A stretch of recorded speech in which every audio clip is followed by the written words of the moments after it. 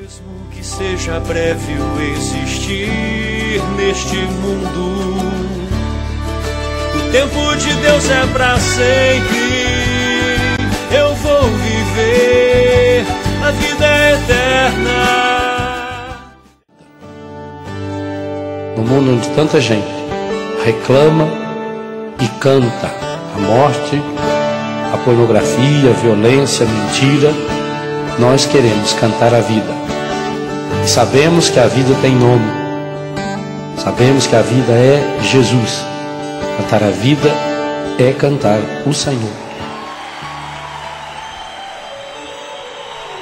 Como eu, esse CD foi gestado menino simples no coração do Biguá. A taipa do fogão da casa de Quinzinho em Nazaré, meus pais, foi a minha primeira Betânia. A origem do Padre Léo, que é a mesma minha, facilitou muito a vida, a intimidade em família e esse valor do afeto, de fazer junto, de ter a sensibilidade das pequenas coisas, especialmente com também a relação com a natureza, né? Porque tudo isto dá uma sensibilidade para aquele que tem a origem na zona rural, especialmente montanhosa, como é a nossa região do sul de Minas. Então era uma vida muito difícil. Quando a pessoa ficava doente, para achar médico, era uma viagem muito longa. Eu, por exemplo, perdi 4 irmãos por falta de recurso. E eu não morri de milagre, porque tinha crise de bronquite. E imagine fazer 32 quilômetros numa charrete, embaixo de chuva, e às vezes parando ainda para emprestar dinheiro do avô, de um tio, para levar na cidade. Então, você não tinha recursos econômicos. Você não tinha cuidado de roupa. Roupa você tinha. Lá em casa, por exemplo, tinha um guarda-roupa com 2 portas. Cabia a roupa de todo mundo. Travesseiro, cobertor, ainda sobrava espaço para a gente brincar lá dentro, esconde-esconde. Uma família verdadeiramente cristã. Isso é uma família verdadeiramente cristã. Pela oração, pelo modo de viver, em família e tudo mais. Uma família cristã. Eu nasci no dia que fazia 10 anos de casados. Olha que presente papai e mamãe ganhou. 10 anos veio eu. E eu fui o 9º filho. Meu filho. Lá em casa era assim. Que ele era igual a banheira de rodoviário. Sai um, entra outro, sai um, entra outro. Morava na roça. Mamãe não tinha babá. O único que tinha é que nós babava, mas o resto não. Agora você imagina lá na roça, lá no Biguá, sem luz elétrica, sem água encanada, 2 quartos, sala e cozinha. Como é que mamãe cuidava daquela pilha toda? Mamãe inteligente. Mamãe pediu ao papai, ele fez um caixote de madeira. Ela forrou o caixote com um colchão de palha e punha nós lá dentro. Ele reuniu todos os nossos amiguinhos, primos, parentes, descascamos muitas laranjas, colocamos em latinhas de massa de tomate e fomos para trás de casa, onde tinha uma pedra bem alta, e foi ali que o Léo celebrou a primeira missa. Só que no final, sempre aquela criançada toda se empurrando em cima de uma pedra, caiu e quebrou o meu óculos. E mamãe, como nunca gostou que nos brincássemos com as coisas de Deus, falou, isso é praga. Vocês estavam lá brincando com coisa séria. Sempre me chamou muita atenção, porque quem conhecia o Léo, em pouco tempo conhecia a família dele. Porque ele fazia questão de levar até lá e de trazê-los até aqui. E podia ser quem fosse, entrava na família dele. E aí a família dele acolhia, como o Léo acolhia. O padrinho, seu Kim, ele brincava, falava, e tirava o sarro, contava piada, tinha sempre uma expressão para dizer, tinha sempre uma forma de acolher, mas sempre que podia estava ali, junto. E se você deixava um pouquinho de ir para lá, eles reclamavam. E eu dizia isso para mamãe: tudo que o papai recebeu, ele recebeu por causa dela, e ela recebeu por causa dele, porque um cuidou do outro. Ela cuidou dele a vida inteira e ele cuidou dela. Um cuidava do outro. Ele foi mãe dela e ela foi mãe dele. Ele foi pai dela e ela foi pai dele. Quantas vezes? Na hora das dores dele, ela era a mãe e o pai. Na hora das dores dela, ele era o pai e a mãe. Papai foi mãe lá em casa muitas vezes. Não só mãe de mamãe, não. Mãe dos filhos, mãe das noras, dos genros. Mamãe viajava, papai ia para a cozinha, fazia comida, cozinhava, lavava a louça, limpava, arrumava.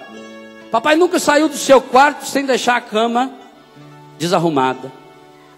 Pela doença na perna, ele tinha uma dificuldade muito grande de caminhar, ele sempre levantava mais tarde. Mas podia saber de quando você ouvia o barulho que ele estava levantando, levava uns 15 minutos para ele sair. Ele estava arrumando a cama, esticadinho. Tudo, cuidado. Quem arruma a cama, arruma o coração, arruma os outros. Então, o Padre Léo, ele é da região da minha família também, Itajubá. Minha mãe Itajubá, cidade de Sapucaí. Então, o Padre Léo conhecia muitos meus tios. Tinha o tio Dito, chamado tio Dito Lesado, é engraçado o nome. O Padre Léo conhecia minha mãe. Então, eu conheci o Padre Léo bem antes dele ser padre, era um tempo de... bem antes de ser seminarista. Nesse tempo a gente já tinha uma amizade. Nelson tem um tio que está no céu. Foi um grande amigo meu. Eu era moleque, a gente cantava seresta junto. Lesado, né? Quem diria que eu ia estar lançando um CD aqui? Quem diria que eu ia estar com você aqui? Que coisa boa, Nelson. Já pensou? Que beleza. Esse menino mora aqui, não paga um centavo de aluguel. Esse mora aqui. O Padre Léo resgatou algo que todo mundo tem saudade, que é a sua história. E ele não negava a sua história. Não tava o casalzinho de mineiro, velhinho. Eu sou mineiro, tem que falar de nós, velho. Se eu não falar de nós, quem fala? Casalzinho de mineiro sossegado, sentado na alpendre. Daí a pouco o marido falou: mulher, lá na estrada quem tá vindo é o compadre. Parece que é ele mesmo. Olha, onde será que o compadre tá indo hora dessa? Ah, não sei, tá vindo. Eu com o compadre com a mãozinha pra trás, andando. Vem vindo na estrada, parou na porteira. Falei: mulher, tá vindo aqui em casa. Falei: é mesmo, tá vindo. Aí veio: ai, compadre, não vai o senhor? Vem, a senhora, graças a Deus, criança do bom. Tomar um café? Popopó? Falei: popô. Sentou. Compadre, aqui devo a honra dessa visita. Foi uma curiosidade minha. O senhor não comprou um cavalo novo agora, de uma raça muito chique? Foi: comprei. Por acaso ele fuma? Cavalo fuma? Falei: não, porque... ah, então tá pegando fogo lá no celeiro. Tem fumaça lá, o vilão de casa. Então ele veio naquela paciência para dar uma notícia. Essa hora já tinha pegado fogo, já tinha acabado com tudo. O encardido é assim. Ele vai enrolando, ele tem calma. Ele joga isso que fica esperando. Ele está te esperando já. O Léo fez com que a experiência que ele viveu em casa se tornasse de fato parâmetro para que ele se tornasse o homem, o religioso, o padre que ele foi. Os valores que ele cultuou lá, que ele experimentou lá, é que ele desenvolveu no ministério dele.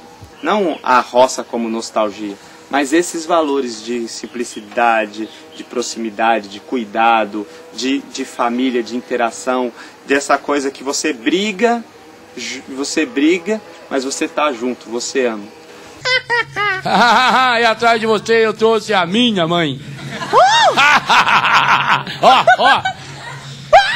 Viu? Tome benção, faz favor. Ai, errei? Dona Nazaré. Dona Nazaré. Não pode chamar de Zezé, não? Faça o favor de tomar benção com respeito, rapaz. Senão ela mete a mão na orelha sua, né? Benção, mãe. Que Deus te abençoe, filho. Viu que chique? Todo mundo pra sala. Olha só onde é que nós estamos. Aqui começa o Biguá. É, famoso, existe de verdade aqui em Minas Gerais. Olha a prova ali. Ali atrás tá a antiga estação ferroviária do Biguá. E essa estrada aqui, ó, é a estrada que leva pro Biguá. Vamos lá, vamos conhecer. Vem!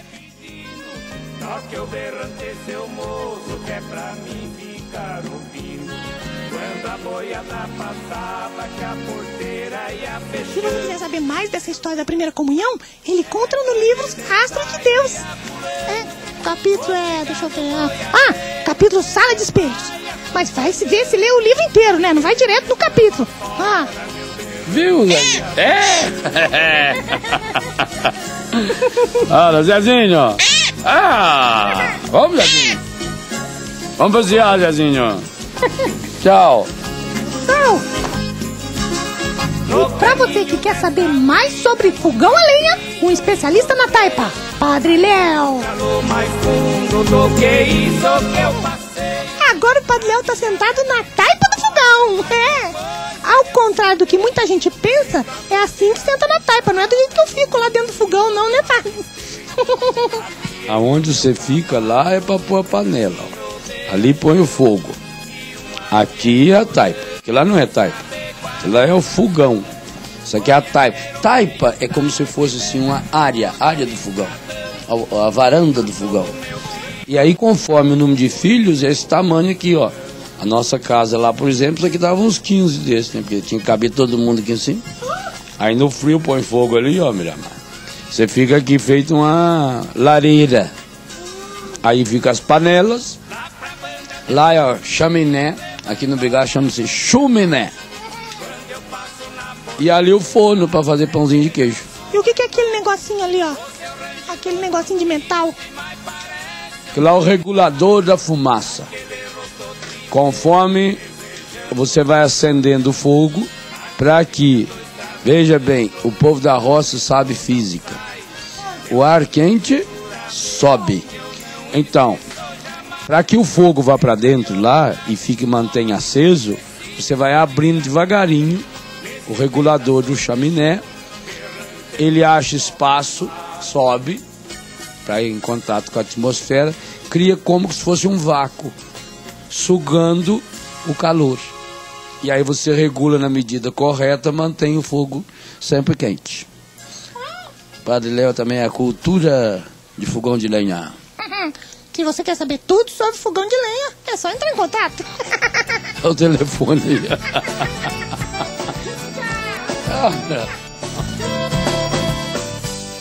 Hoje nós estivemos no Biguá, mas nas próximas tendas nós continuamos seguindo o Padre Léo. Ai meu Deus, como era bom. A gente se reunia lá na taipa do fogão. A gente se reunia lá na taipa do fogão. Mandioca. Muito bom, Miramar. Essa coisa mesmo do sul de Minas, da raiz da família, é onde pegava o povo. Qualquer região do país ou do mundo, qualquer classe social, encantava nas pessoas essa capacidade do Padre Léo de ir para o testemunhal. Quer dizer, ele começava a contar uma coisa e ele embasava aquilo de repente com o testemunho dele. Nós na roça, nós levava matula. A mãe fazia aqueles frango assado, recheado, com as paqueras dentro. Nossa Senhora. Que as garrafas de tubaína, com café com leite dentro. Fazia a tampa com a paia do milho. E na hora que parava para comer, ele inchava a mão. Limpa cadeira, limpa. Comida de casa, né, besta? Mãe fazia bolão, aqueles bolão de fubá, minha Nossa Senhora. Eu comia um daqueles sozinho. A forminha. Eu, quando eu era molequinho lá no Biguá, não sabia tabuada. Ficava de castigo no final da aula. Agora eu gostava que a professora, ela morava em outro lugar, morava lá no Salto. Ela morava no Rio Claro. E aí ela tinha que pegar a charrete dela e ir embora. Ela deixava a servente para tomar a tabuada da gente. E a servente não sabia ler só com os olhos, ela lia com a boca. Assim, 1 vez 1. Então eu treinei a olhar para a boca da servente.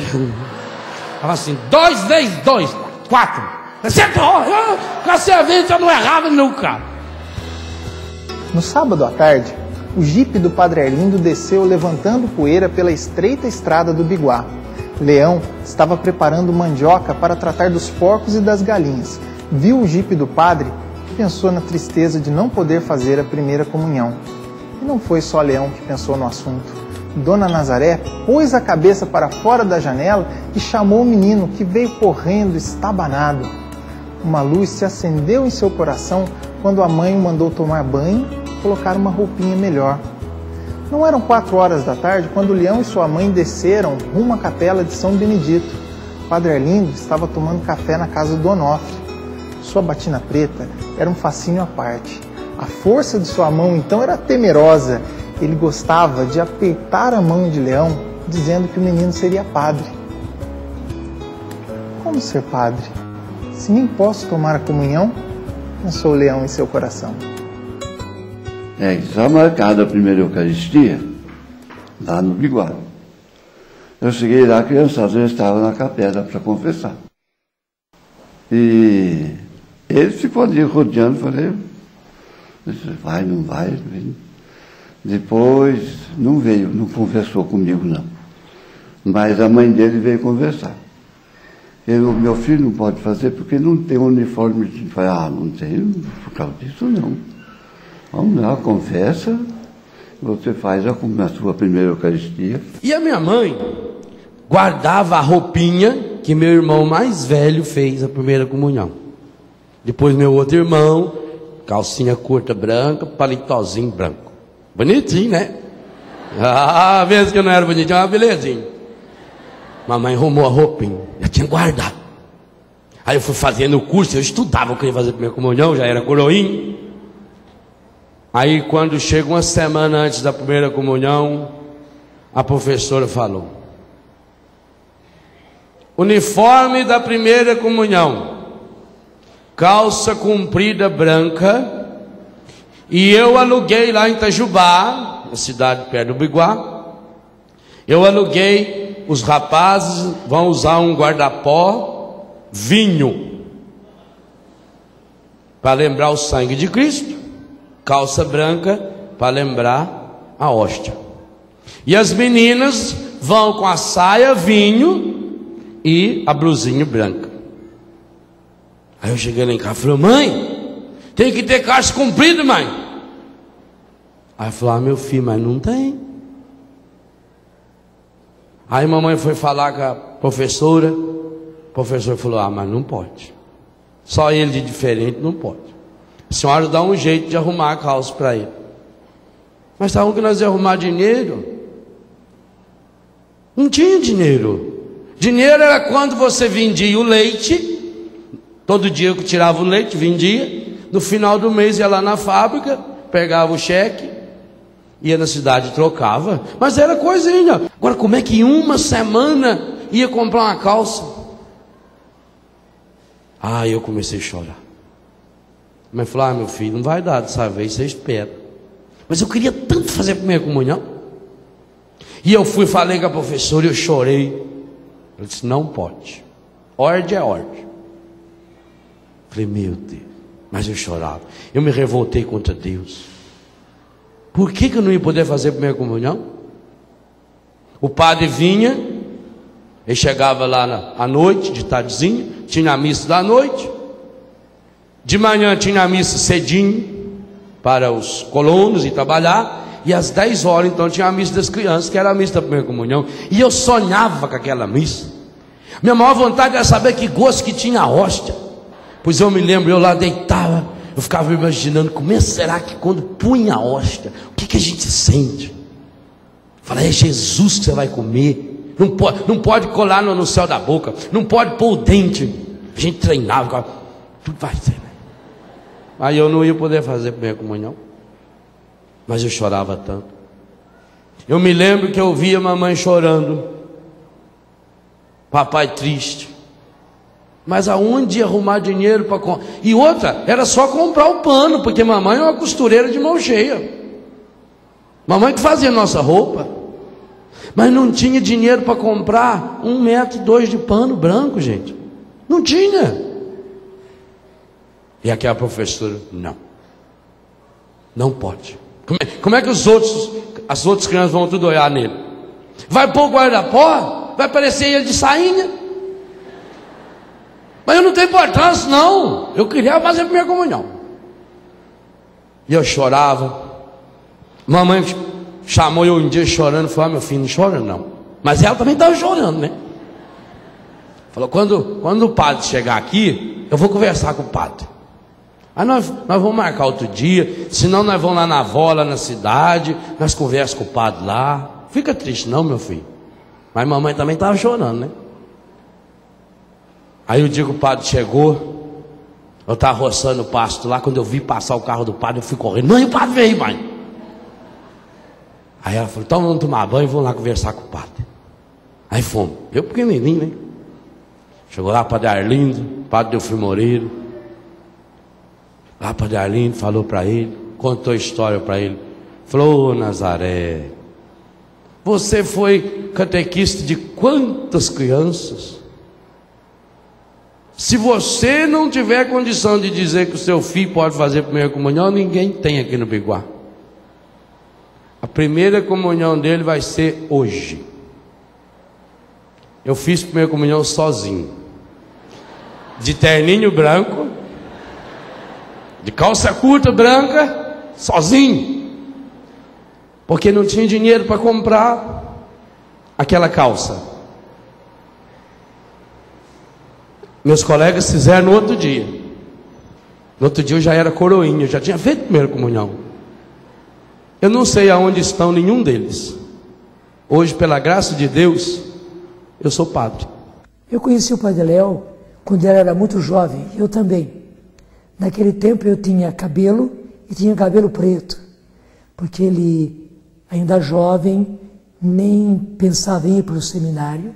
Ele morava em Itajubá. Em Itajubá aconteceram muitos congressos. E eu acabei conhecendo um jovem chamado Léo, né, muito interessado. E eu comecei a perceber uma simpatia dele por mim e até mesmo um espelhar-se em mim. Fazem 29 anos que eu tenho olhado para o Senhor. Em 73, em agosto de 73, eu já participava de um encontro de oração com o Senhor pregando.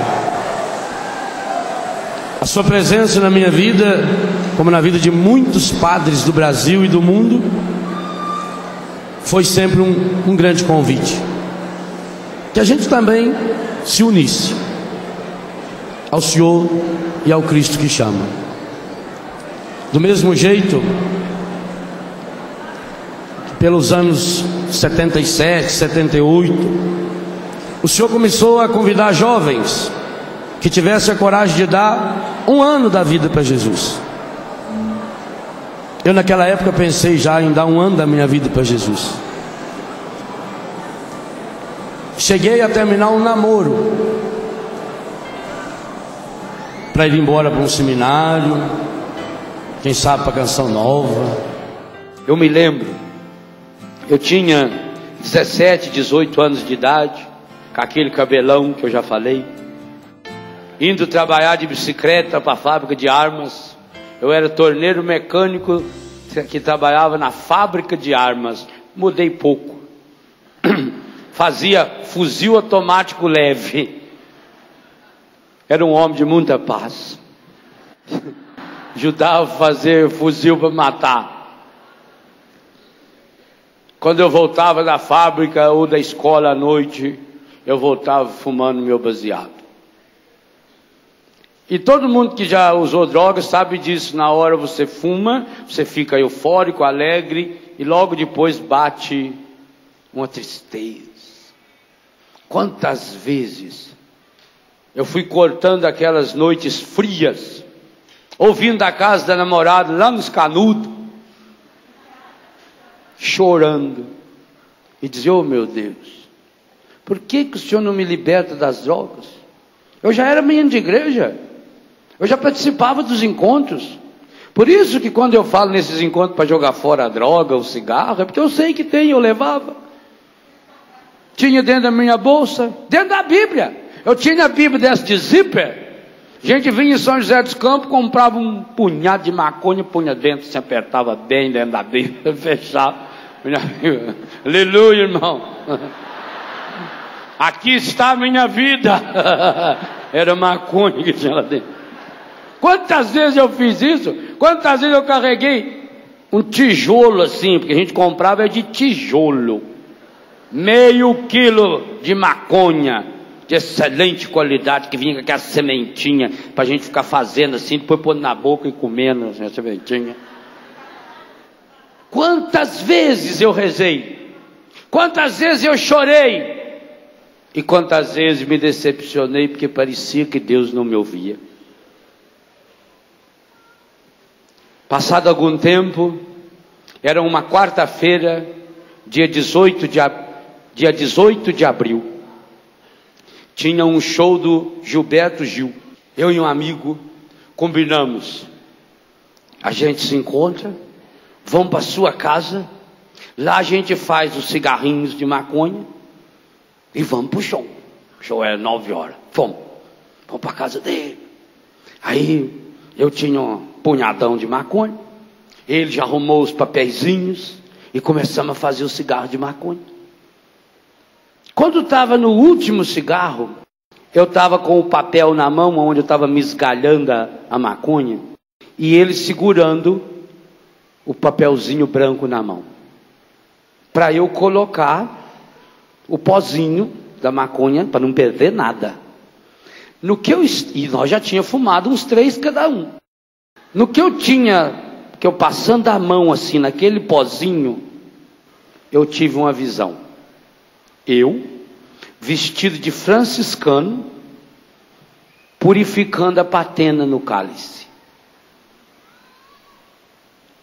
Quando veio aquela visão, eu comecei a rir e a chorar, junto. Eu chorava de arrependimento e achava engraçado. E eu de franciscano, celebrando a missa, ao invés do pão, era maconha. Eu não sei se você consegue entender que é uma cena meio engraçada. Fomos pro show. Quando chegamos no Tigrão, em Itajubá. Tigrão, você já fez show lá, Dunga? Não naquela época. Depois, né? Quando chegamos no Tigrão, não sei por quê, o show foi transferido para o dia seguinte. Então, vamos fazer o quê? E eu chapado, e aquela ideia ficava matutando na minha cabeça. Depois nós fumamos uns 3 cada um. Não tem o show. Ele falou: não, cara, eu vou embora. Eu falei: eu vou namorar. Eu fui para casa da minha namorada. Aí cheguei lá, que zóio. Aí estava verde o zóio. Ela falou: o que você tem? Eu falei: não sei. Fala para mim. Eu olhei para ela e falei assim: estou pensando em ser padre. Ela gritou, falou assim: ô mãe, olha o que o seu genro está falando aqui. O que foi, minha filha? Ele está falando que vai ser padre. E já chorando nela. E a dona Adélia falou: ah, minha filha, tomara então que seja um padre que presta. As coisas não aconteceram. O padre que estava me orientando se transferiu de cidade. O tempo passou. Quando foi 24 de junho de 1981, numa quarta-feira, o dia que Nossa Senhora apareceu a primeira vez em Medjugorje, dia de São João Batista, eu sofri um acidente no dedo. Na capa do CD fotografaram direitinho. Até hoje ele é aleijadinho. Por isso o anel não sai. E aí foi o grande período de discernimento vocacional. Fui embora no ano seguinte, fui para a congregação, mas aí fui obrigado a deixar de lado, pelo noviciado, o trabalho que eu já fazia com os grupos. E eu já estava quase que desanimando um pouco de voltar àquele trabalho, de participar dos encontros, de pregar, quando caiu na minha mão o CD Vem Louvar. Nós estamos já em 86. E aí essa música marcou minha vida. Essa música foi um referencial na minha história.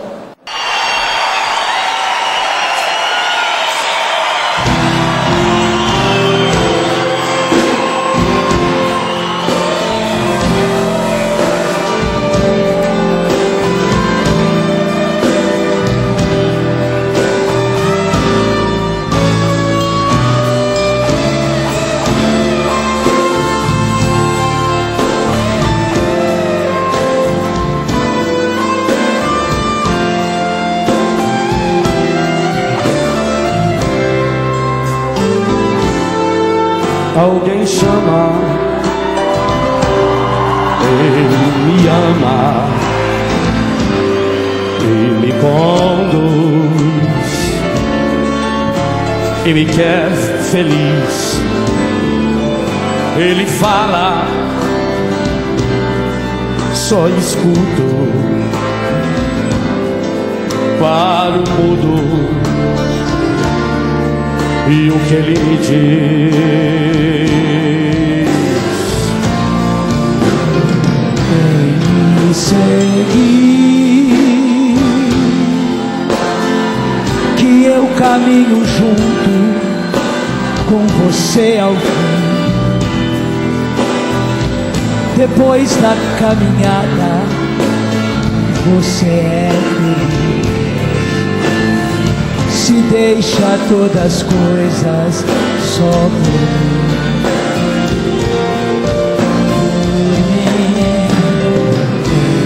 Me seguir, que o meu caminho é o da porta estreita. Porém, ao acabar junto de mim, você vai entender porque é bom servir.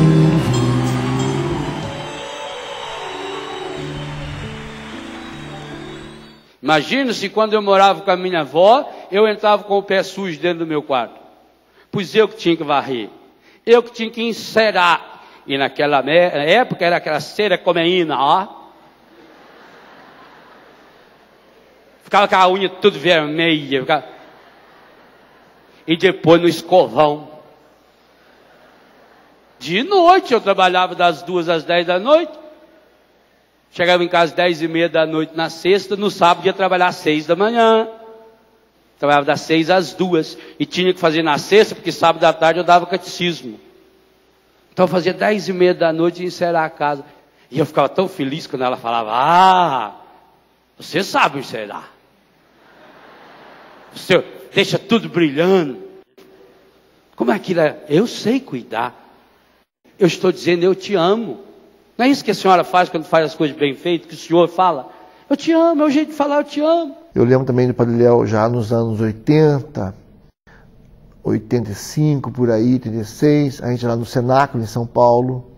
ele já próximo da gente, né? Ele já bem próximo assim, do Padre Jonas. Então ele começou a se aproximar. Mas começou, logicamente, via Padre Jonas, que isso que é bonito. Um amor mesmo filial que ele teve pelo Padre, essa comunhão de alma mesmo. Aprendo muito mais, Padre Jonas, com aquilo que o senhor é. Foi por sua causa que eu escrevi num dos meus livros, Santidade não se improvisa. Eu já tive a oportunidade de estar com o senhor em muitos lugares, em outros países. E o senhor sabe que a coisa que mais me impressiona é que o Padre Jonas é sempre o mesmo em todos os lugares. E isso é algo que eu desejo muito, um dia chegar lá. Ainda não cheguei, falta muito. O jeito do Padre Léo sempre foi assim, muito autêntico. Sempre falou o que ele pensa, o que ele não pensa. Sempre foi assim, bem impulsivo, né? O Padre Léo, ele tem uma constância. Ele não virou Padre Léo depois da televisão ou da TV Canção Nova. A TV só permitiu o que ele era já bem antes, né? Desde Frater, ele foi muito de quebrar regras, quebrar o convencional, de sair da estrutura. Pra vocês terem uma ideia, numa época em onde todos os seminaristas se vestiam do mesmo jeito, cortavam o cabelo para o mesmo lado, o Padre Léo era cabeludo. Tinha um cabelo que batia quase nas costas. E desafiava, porque quando você chega numa estrutura, você tem que se ir amoldando a estrutura. O Léo não tinha isso. Num mundo de seminário onde todo mundo é muito parecido, o Léo destoava, porque ele ria, brincava, às vezes saía do convencional, fazia teatro, fazia várias estripulias, ria de todo mundo, deixava que todo mundo ria dele, pegava no pé de todo mundo. Então ele sempre foi o diferente. Sempre acompanhado de muitos jovens, sempre acompanhado de muita alegria, aquelas piadinhas dele, aquela maneira de ser, própria característica do Padre Léo, assim, muito original, com a sua maneira de posicionar-se diante das situações. Parece-me que o Padre Léo amadureceu muito na sua espiritualidade, na sua área humana, mas em termos de identidade, personalidade, era sempre a alegria que o acompanhava, as brincadeiras, como que uma forma de cativar mesmo, original dele. A primeira impressão que eu tive do Padre Léo era que realmente nós estávamos ganhando naquele Frei Léo que na época se falava, né? Nós estávamos ganhando um grande religioso, um grande membro da congregação dos Padres do Sagrado Coração de Jesus. Eu acabei me encontrando com o Frater Léo, porque é assim que a congregação chamavam aqueles que eram seminaristas. E acabei o encontrando pregando, ministrando os dons, cantando daquele jeito dele, né? Tendo a voz que ele tinha, os afinamentos, os desafinamentos que ele tinha, mas isso para ele não era problema.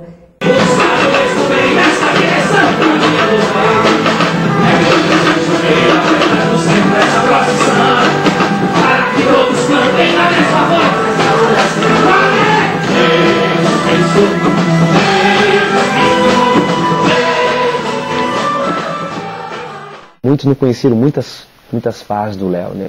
Desde fitinha na testa, de cantos pra cá, cantos pra lá. Então o Léo era um cara assim que estava muito próximo das pessoas. Foi o hino da minha ordenação sacerdotal. Quando a gente entra no barco de Deus, a gente chega a uma certeza, que o Nelsinho nos ensinou a rezar e a cantar. Não tem volta.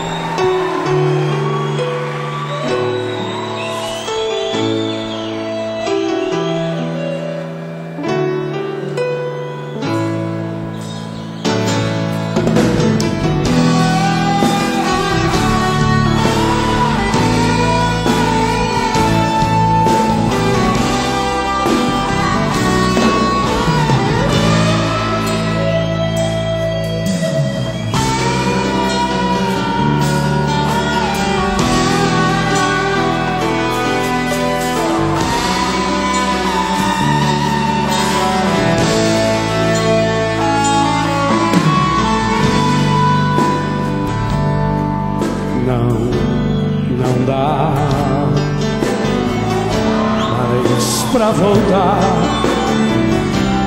O barco está em alto mar. Não dá mais pra voltar. O barco está em alto mar. Não dá mais pra navegar. O mar é Deus e o mar sou eu. E o vento forte que me leva pra frente é o amor.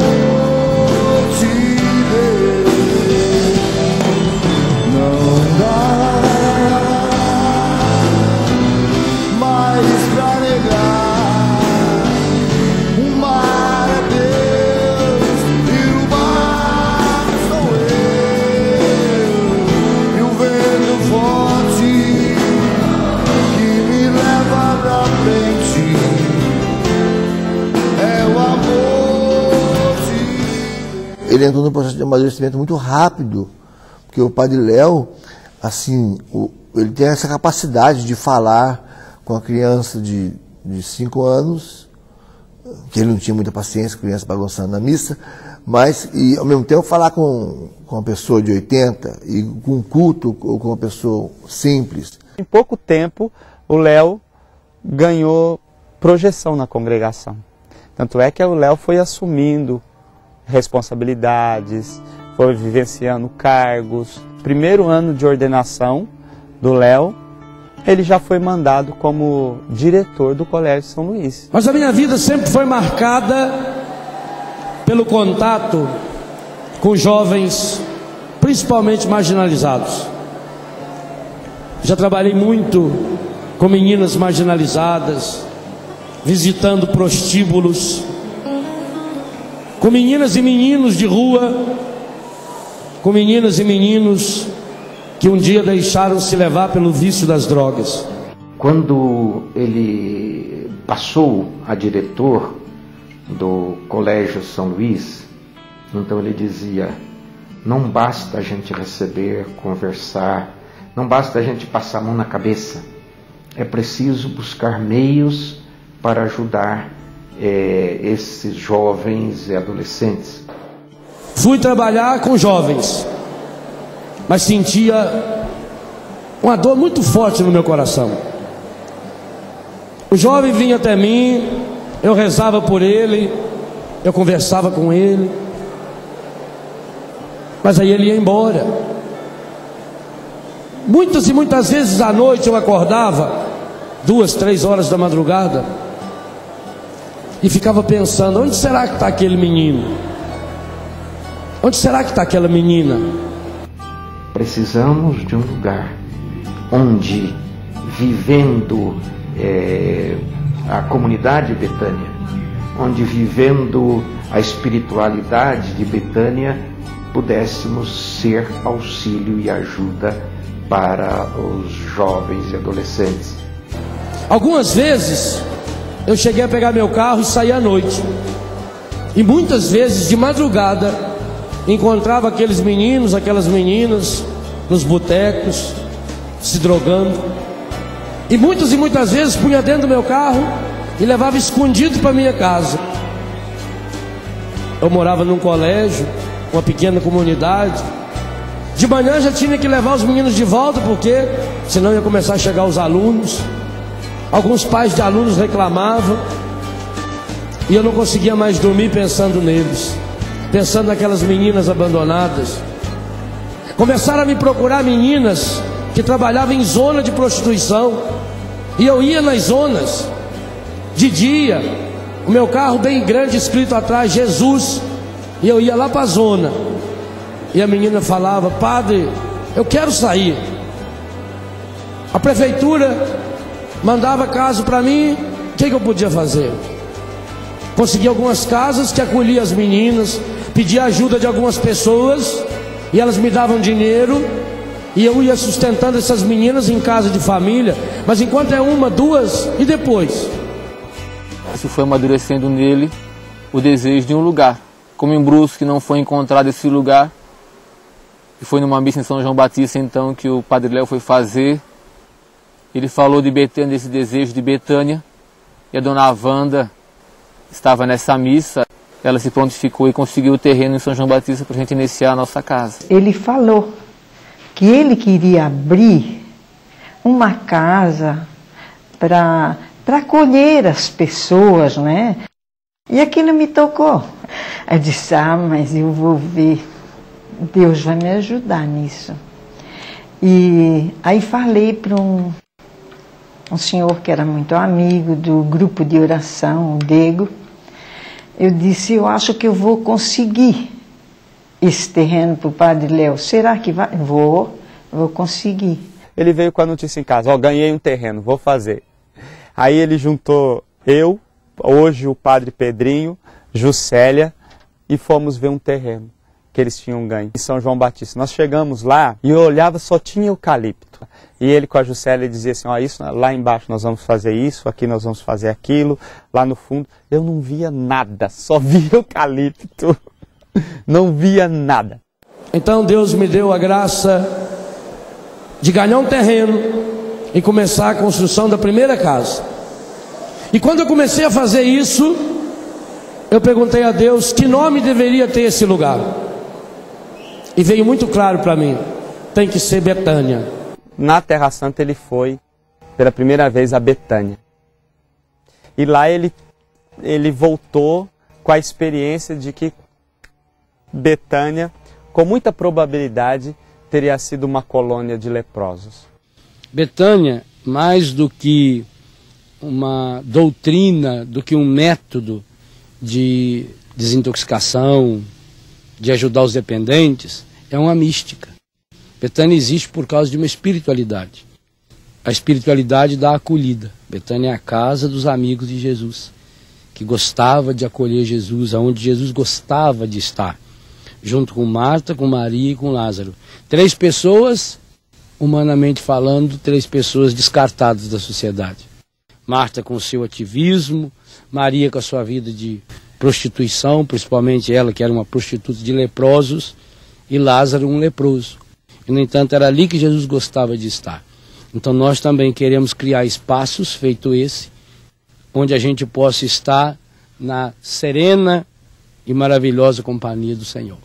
E a Bíblia diz que naquela casa o santuário da vida aconteceu. Até mesmo quando Jesus ali chegou e Lázaro já estava morto, tudo estava perdido. Maria e Marta chegam a dizer para Jesus, Senhor, se estivesses aqui, meu irmão não teria morrido. E Jesus diz, eu não te disse, se creres, verás a glória de Deus? Hoje eu vivo em Betânia. E digo a vocês, essa tem sido a minha grande escola. Uma escola de evangelho. Aonde eu entendo que não existe jovem problema. Existe jovem que ainda não encontrou a solução. O jeito de valorizar a pessoa humana como um todo, e alguém que não media pelos defeitos, pelas dificuldades que a gente tinha, mas alguém que sabia olhar o potencial que a gente tinha. Eu cheguei perto dele, com aquele meu jeito toda louca. Aí eu disse pra ele, por que que você me escolheu? Eu não sei fazer isso, eu não quero fazer isso, eu não sou capaz. Imagina eu sempre lembrando do meu passado medonho, querendo reviver aquilo e reproduzir aqui. Não, Leia, o teu passado ficou para trás. A partir de hoje você é uma Leia nova. E eu nem aí. Por que que você me escolheu? Não, Leia, não foi eu que te escolhi. Já sei, foi a Margarida e ela não quis me falar nada. Não, Leia, não foi a Margarida. Quem foi? Eu quero saber, porque eu não vou assumir. Foi Deus. E se ele te escolheu é porque você é capaz. O Léo, ele tinha essa capacidade de confiar nas pessoas. Quando ele confiava, ele de fato confiava.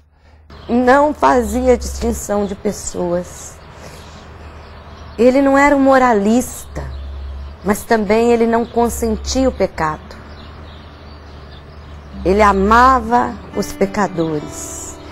Padre Léo se fazia um com eles, se vestia e frequentava ambientes que talvez eu não tivesse coragem de frequentar.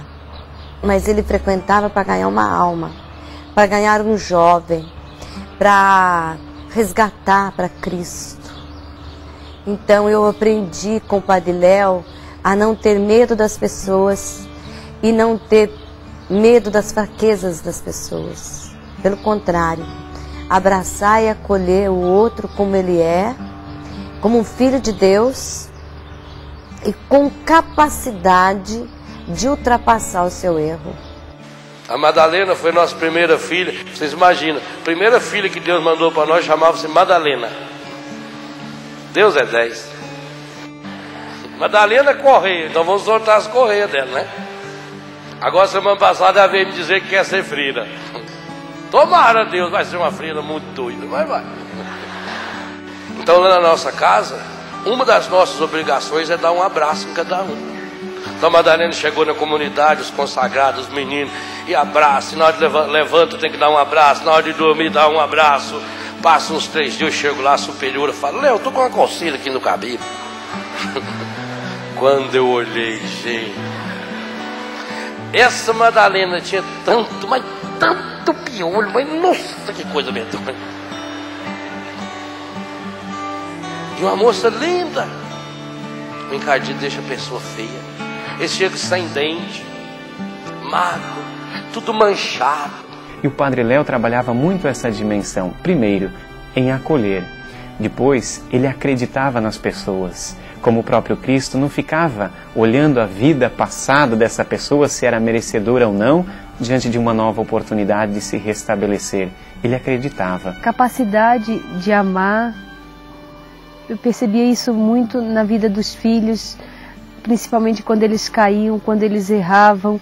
A capacidade de amar quando as pessoas estavam na pior, quando eles estavam no mais profundo do pecado. Essa capacidade de acolher e de amar, onde a gente vê que o normal seria rejeitar, excluir, castigar. Para os olhos humanos isso seria normal.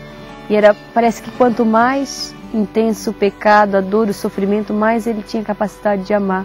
Acontece que Deus olha para cada um de nós, não a partir dos nossos méritos ou deméritos. Isso é uma coisa que Deus não soma. Deus não soma nem créditos e nem soma débitos. Eu falei toda a minha vida, falei todas as misérias que eu tinha vivido até aquele dia. E eu, acostumado com padres tradicionais, eu pedi que ele me desse uma penitência. Aí ele levantou, caminhou comigo um pouco pelo Recanto de Curitiba, abriu os braços, mostrou o recanto e falou: viva. Você não tem que se colocar nem acima e nem abaixo de ninguém. Você não tem que se comparar com ninguém, porque a ciência garante, e a Bíblia também, que você é único. Única no mundo.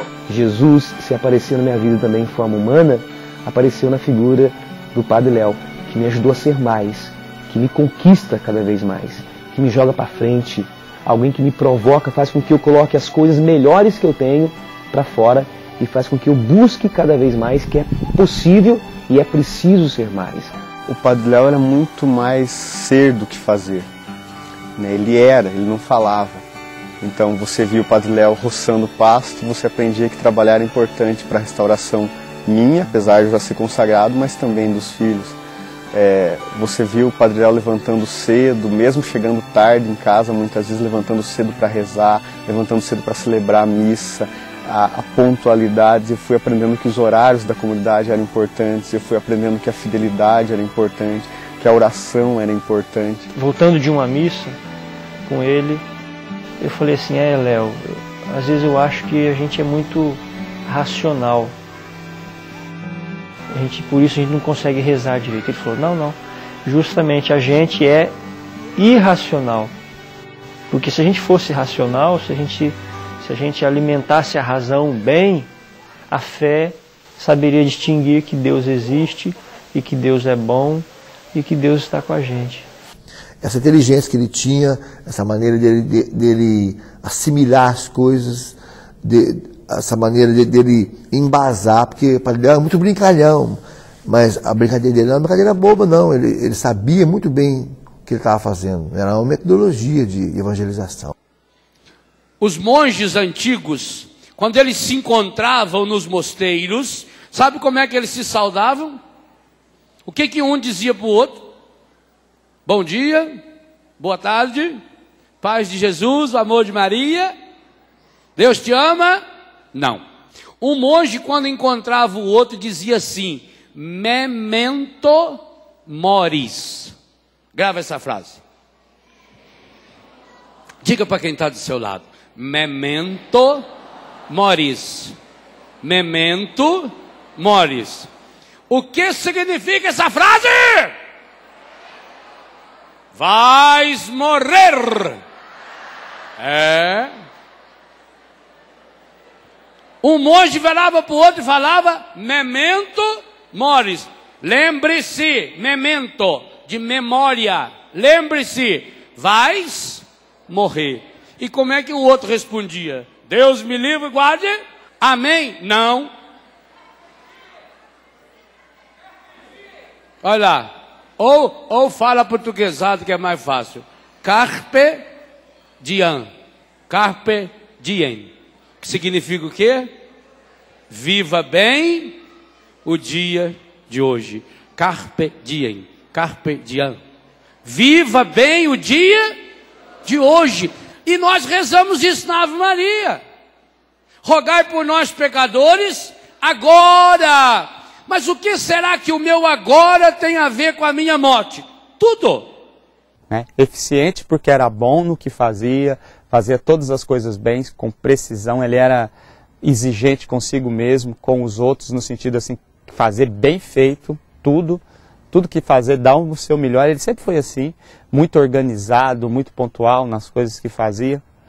E, por outro lado, eficaz, porque ele fazia com aquele toque a mais, com essa dimensão mesmo de estar fazendo por Deus, de evangelizar, de levar adiante. Então ele nunca perdia tempo.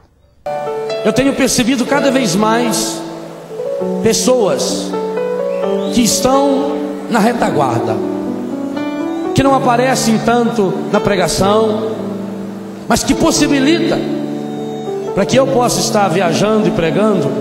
Em Betânia eu tenho os consagrados, para que os consagrados de Betânia e nós possamos cuidar dos nossos filhos e filhas. Nós temos a Juscelia, que é uma engenheira civil, consagrada da nossa comunidade, que cuida de toda a economia da comunidade. Cada vez mais eu tenho percebido a necessidade de pessoas cheias do Espírito Santo, mas que tenham a coragem de dar a cara a tapa, que tenham a coragem de pensar para que o outro possa pregar. Conheceu a Juscelia. Fizeram trabalhos muito interessantes, a Capelinha do Colégio São Luís, que começou a ser um centro de irradiação de espiritualidade. O pessoal vinha de longe para as missas com o Padre Léo. Falavam como era e a Juscelia conseguia colocar no papel, materializar aquilo que o Léo queria. Então, uma das poucas pessoas que eu sei que entendia, conseguia colocar no papel o que o Léo queria. E conseguia também um pouco de rédeas no Léo, devagar com as coisas. Uma parceria que deu certo. Formou-se engenheira, tinha o escritório dela, tudo. Mas eu acho que quando ela encontrou Betânia na vida dela, aí realmente ela deve ter se apaixonado. Eu acho que foi assim um sentido maior para a vida. Então era divertido de ver, né? Porque um era mais cabeça dura do que o outro, né? Mas a amizade que eles tinham, nossa, era difícil de encontrar pessoas igual o Léo e a Juscelia. Então eu acho que a amizade dos dois deram certo porque eles tinham um objetivo único, que era ajudar as pessoas. Eu quero que meu coração seja hoje uma verdadeira Betânia para te acolher, Senhor.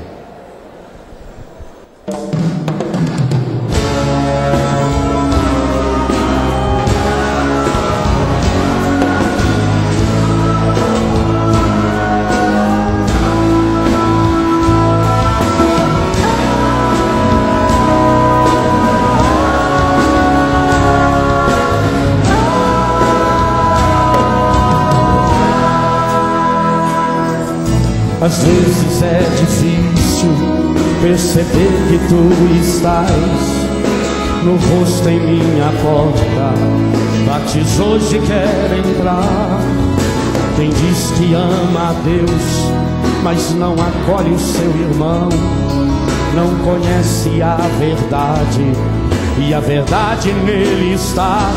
Ó meu irmão, eu digo, vem cantar comigo. Jesus Cristo em Betânia, nossa vida quer mudar.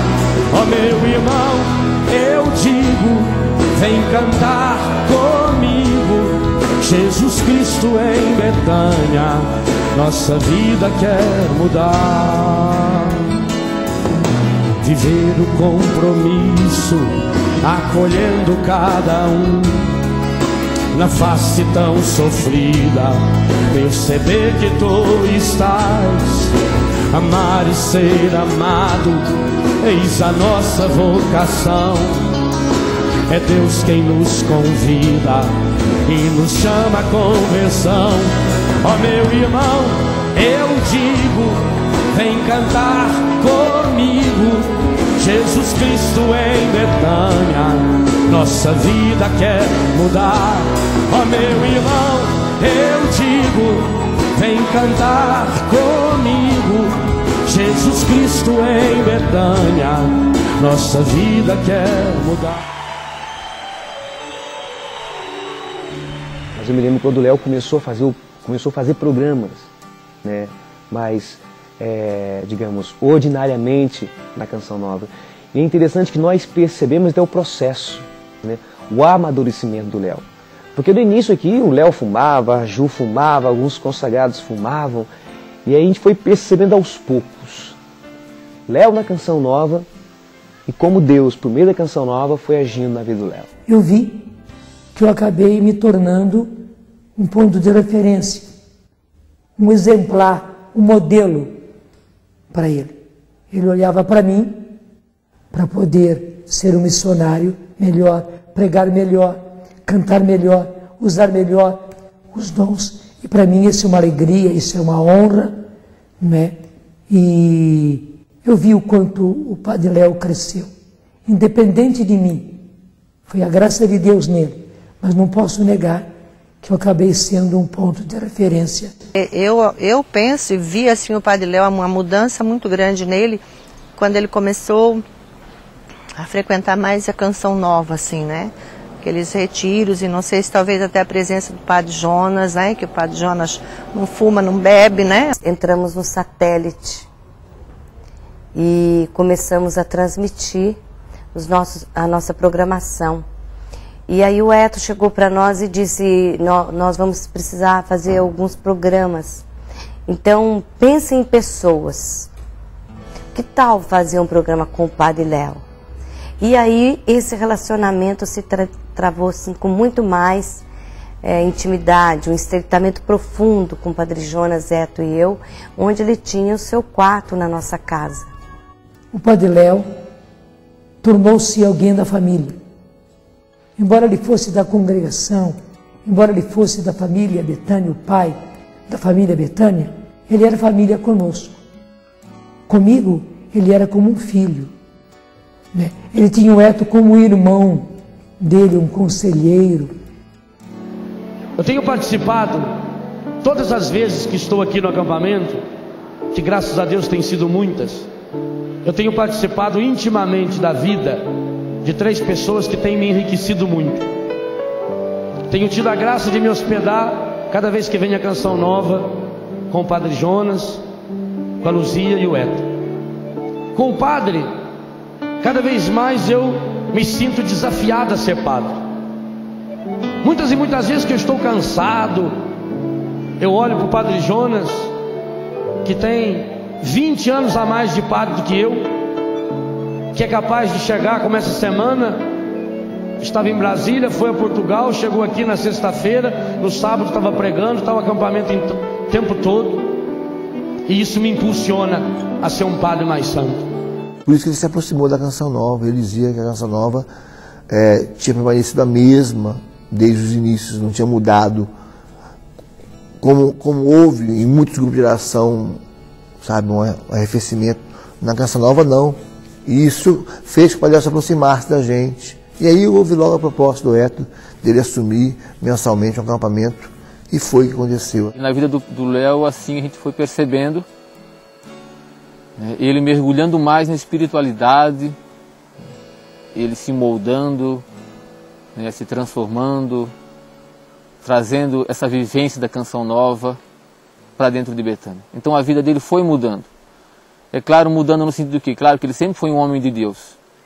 Sempre pregou, né, sempre evangelizou.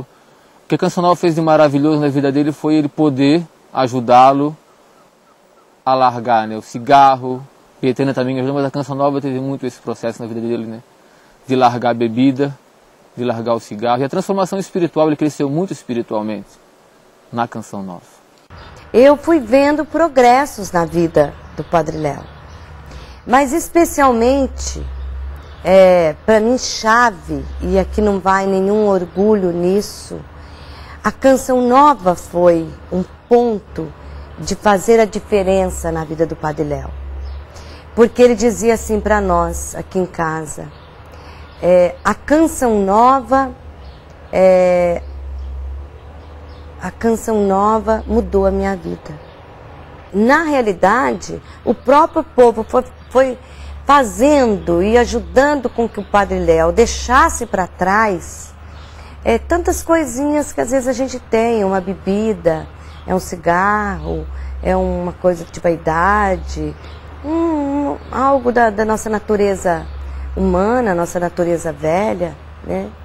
E isso foi se dando. Interessante que nós aqui em casa fomos percebendo até na linguagem do Padre Léo, né, onde muitas palavras que ele usava uns tempos atrás, com o tempo ele não foi usando mais. Tenho tido a graça também de participar da vida desse casal, da Luzia e do Eto. Um casal que tem me ensinado muito. A Luzia, por ser a mulher de Deus que é, por ser sempre esse joelho dobrado diante do Senhor, rezando e nos ensinando a rezar. A Luzia no combate à oração, da oração. O Eto na oração do combate. O Eto tem me ensinado muito que para Deus a gente não pode pensar pequeno, que nas coisas de Deus a gente tem que gastar a última gota de sangue se for preciso. Além das conversas que nós tínhamos em comum, eu via muitas vezes o Padre Léo conversando particularmente com o Eto. O Eto mesmo disse como ele acabou se tornando o conselheiro do Padre Léo, que com toda humildade vinha buscar, principalmente pelo lado prático, pelo lado concreto, pelo lado administrativo e também de alguém que é empreendedor, né?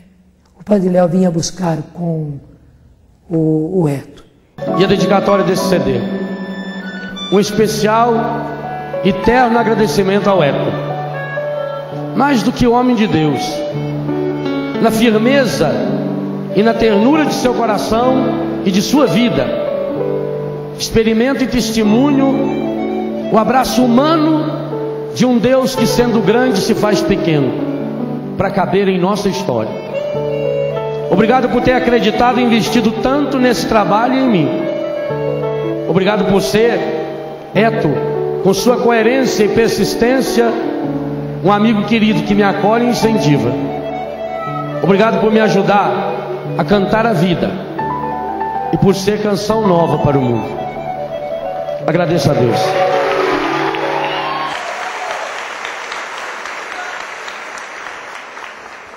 Estou me segurando aqui para não ser frouxo. Mas o Padre Léo, ele foi a pessoa indicada por Deus que nas maiores necessidades nossas, o Léo aparecia para fazer seus encontros. Não é verdade? Muitas vezes nós, com título para entrar em protesto, chegava o Léo para dar encontro, lotava essa casa. e Deus vinha e supria a nossa necessidade. Léo, Deus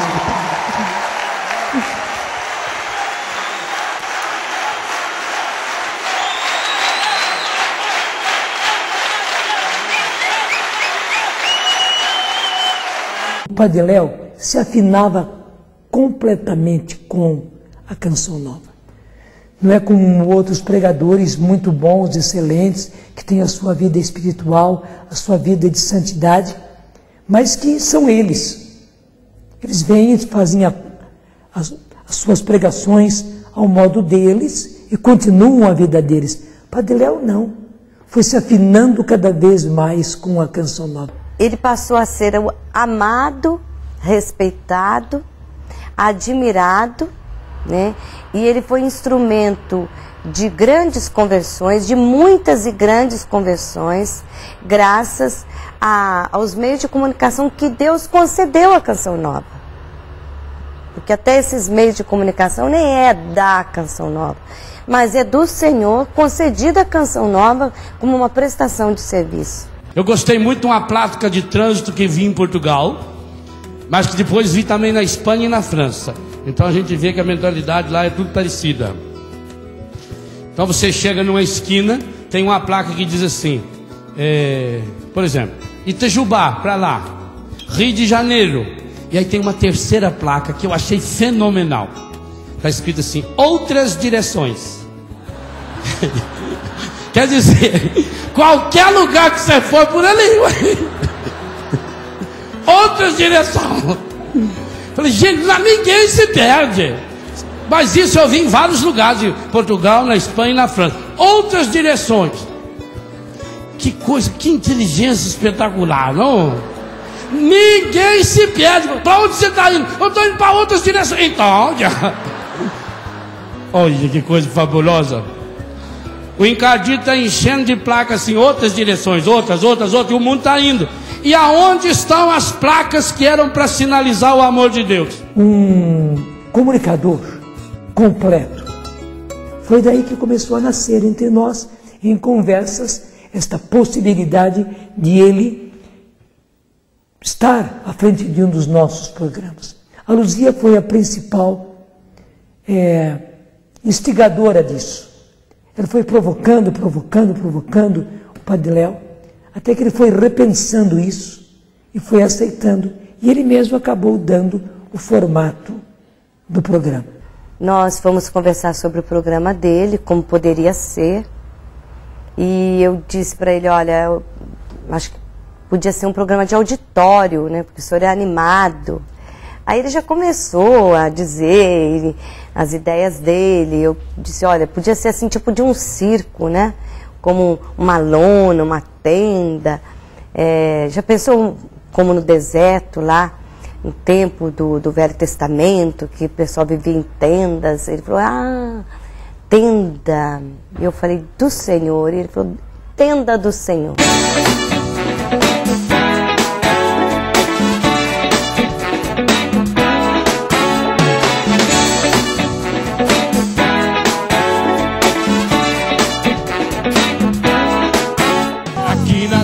Do Senhor, soltar a nossa voz e assim exaltar o Deus de amor. Mas é tão bom estar aqui na tenda do Senhor, soltar a nossa voz e assim exaltar o Deus de amor.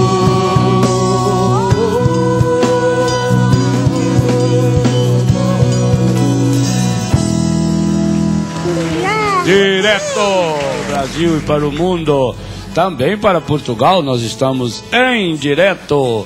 Olha, acho que tem gente do Brasil inteiro aqui. Tem gente da Argentina. Tem da Argentina também? Pergunta aí para ver.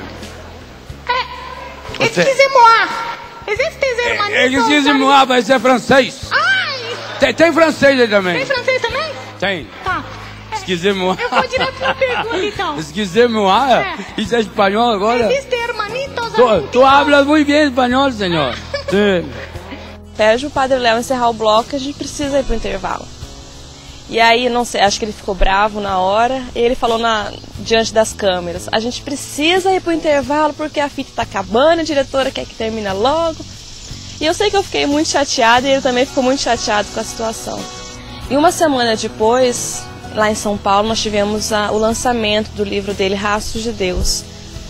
E nós fomos gravar, e eu me lembro como se fosse hoje, que ele me chamou no canto e falou assim: Zias, esse livro aqui é para você. E o que eu escrevi foi para você. E a dedicatória daquele livro estava escrito assim: eu peço perdão porque muitas vezes eu sou muito mais rastro de trevas do que rastro de luz, mas eu quero ser rastro de luz. E quando eu me deparei com aquela dedicatória do Padre Léo, eu vi que ali existia um homem que tinha sede de santidade, tinha sede de conversão, que lutava com a sua humanidade, com o seu temperamento forte, mas que queria uma santidade. Aí não adianta, pode chorar, espernear, vocês já sabem que se tem uma coisa que não me incomoda é lamúria e reclamação, não é? Verdade. E sempre tem umas velhas para brigar com a gente, que coisa, meu Deus.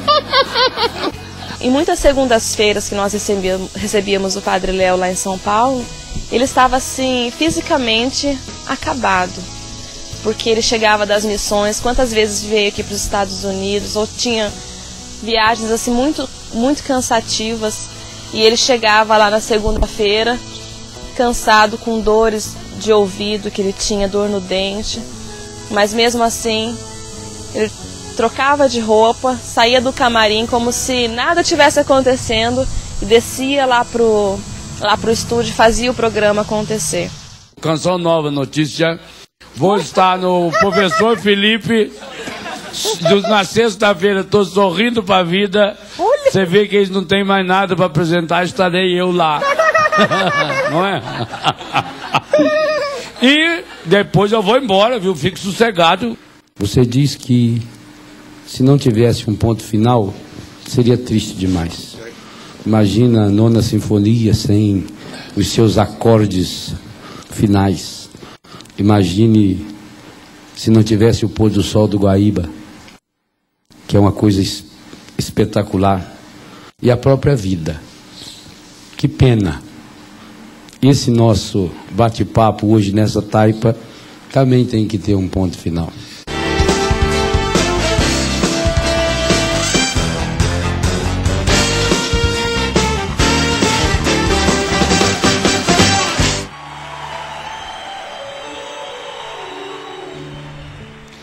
Eu não pude participar da morte do papai. Até porque papai morreu de repente. Então, papai estava vivo, eu comecei a celebrar a missa. Quando terminou a missa, Paulo César me procurou e disse: Léo, seu pai infelizmente faleceu. Se meu pai fosse avisar da minha mãe, e tenho certeza, a todos os meus irmãos vivos, mais do que, vou ampliar, aos meus cunhados, às minhas cunhadas, aos meus sobrinhos, todos. Se tivesse alguém que pudesse ligar e dizer: daqui 10 minutos seu pai vai morrer, nenhum de nós precisaria ligar e falar: perdão, pai, desculpa, pai. Nenhum. Porque ele ensinou a gente a cuidar do amor. Por isso, nós sofremos e estamos sofrendo, mas é um sofrimento alegre, é um sofrimento que dá uma certeza de dizer: meu Deus do céu, quem aprende a cuidar da vida, aprende essa certeza que Deus cuida de nós. E ali, aquele caixão não estava tão pesado, porque junto com a minha mão, a mão do Hernani, do Paulo, dos meus cunhados, dos meus sobrinhos, era a mão de Jesus que nos ajudava a carregar. Era o pai que estava lá junto com o meu pai. E ali a gente podia dizer, também ali, naquele velório, ele está no meio de nós, porque ele tem cuidado de nós. Cheguei perto dele, chamei a atenção e disse: ó, seu pai faleceu. Na hora ele ficou um pouco meio se indagando, mas estava tão bem. A sua irmã ligou agora.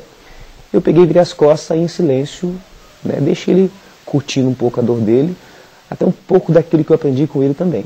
Dá a notícia, dá o tempo para a pessoa assimilar a situação. Papai foi e vai continuar sendo um grande amigo. Além de ser meu pai, era amigo.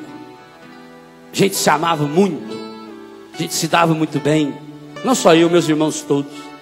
Papai era uma pessoa especial demais. Papai aprendeu a fazer da doença um hino de amor a Deus. Nunca reclamou, estava sempre rindo, sempre contando uma história, sempre alegre. E muita gente que reclama a minha paternidade e que eu não consigo atender. Porque não são só os da Canção Nova, são milhares e milhares e milhares e milhares. Há um padre que diz isso para mim, e eu fico muito atrapalhado por isso, né? Mas já assumi, o padre sabe que eu já assumi, eu quero ser seu pai. Especialmente depois que seu pai faleceu, né? Eu assumi, o senhor sabe disso, eu sou seu pai. Para mim é uma honra, porque quantas pessoas queria ter o privilégio que eu tenho hoje de estar aprendendo tanto, tão perto do Senhor. Acompanhava com muita atenção a palestra do Padre Léo. Por quê? Porque eu vi aquilo que o Evangelho diz. Conhecereis a verdade e a verdade vos libertará. E a esse vos libertará, nós poderíamos acrescentar tantos outros verbos. Vos salvará, vos transformará, vos fará novas criaturas. E eu não apenas saboreava, mas eu mastigava, eu digeria, eu assimilava aquelas palavras, porque se fazia um bem para o povo, fez um grande bem para mim. Eu posso até mesmo dizer que eu também cresci na pregação ouvindo o Padre Léo.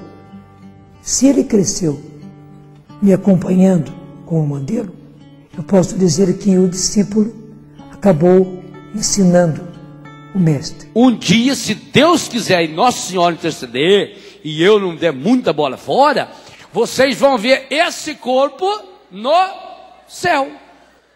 Sim, mesmo que se eu morrer, por exemplo, que me der uma gangrena aí no braço, eu perder o braço, ficar sem braço. Chegar lá no céu, vocês vão ver que eu vou estar de braço.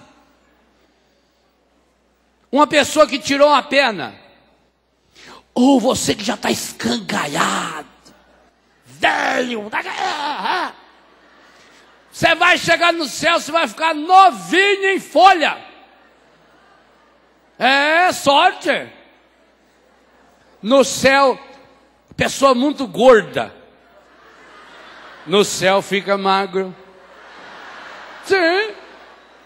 Porque a morte vai purificar tudo que foi estragado. Primeira coisa, conteúdo forte.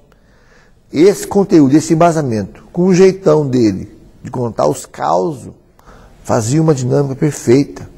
Se essa voz veio do céu, é Deus que fala.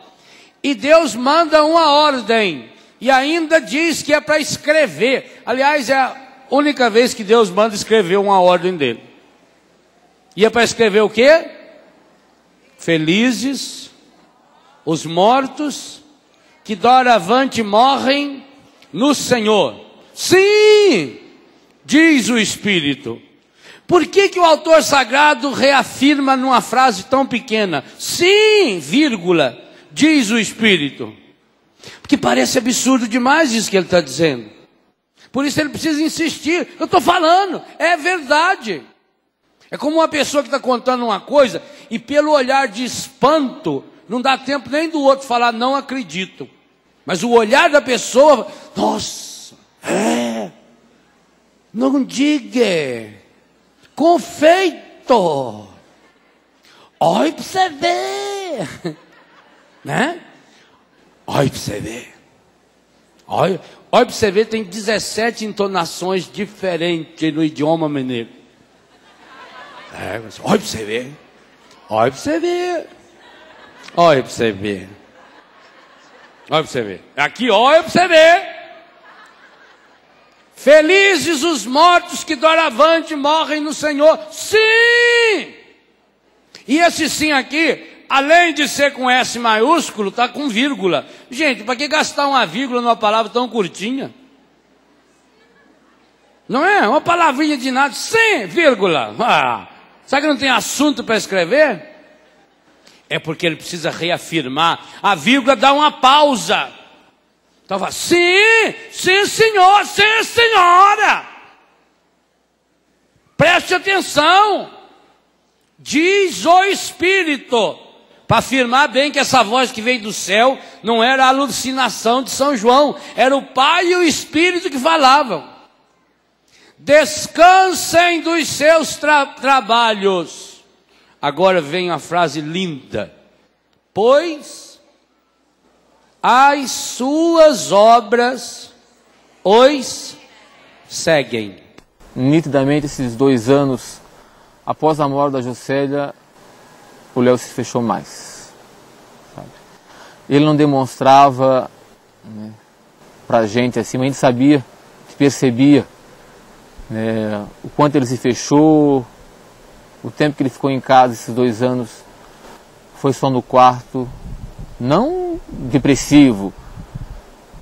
Ele se fechou, ele chegava em casa, estava no quarto, estava estudando, trabalhando, escrevendo. Nesse tempo ele escreveu muitos livros. É um absurdo tanto de quantos livros o Léo escreveu nesse tempo, nesse período, do falecimento da Juscelia até a doença dele.